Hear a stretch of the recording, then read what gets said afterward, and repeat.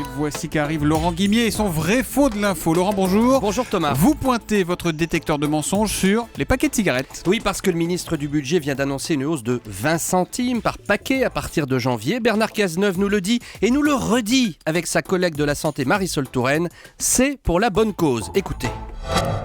Nous sommes, Madame Touraine et moi, dans le même objectif, qui est celui d'une augmentation régulière des prix du tabac pour faire diminuer la consommation. Et d'ailleurs, le résultat est obtenu puisque l'an dernier, c'est près de 8% de diminution de la consommation de tabac.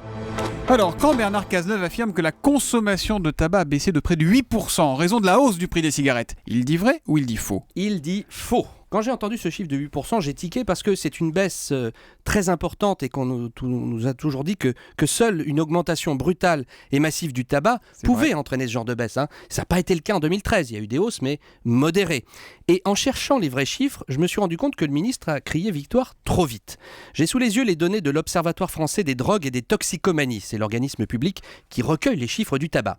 Eh bien, je ne constate pas de baisse de la consommation de tabac de 8% sur un an.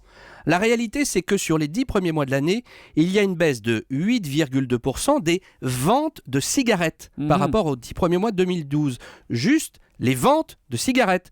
Mais il y a d'autres chiffres que M. Cazeneuve a oublié de citer. C'est dans le même rapport officiel que j'ai sous les yeux.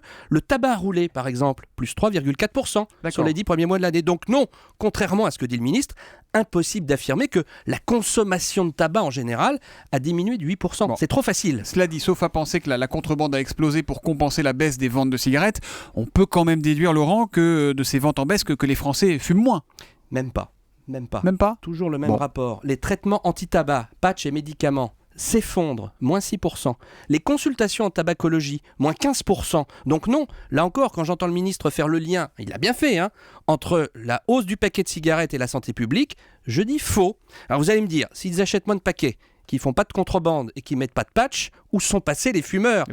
Ils sont passés à la cigarette électronique, tout simplement. C'est le verdict du pneumologue Bertrand Dotzenberg que j'ai consulté. C'est moins 8% de paquets de cigarettes en moins, c'est la cigarette électronique. Rien à voir avec les taxes, là-dessus, on nous en fume. Très joli Laurent Guimier qui revient lundi avec le vrai faux de l'info à 8h30 sur Europe 1.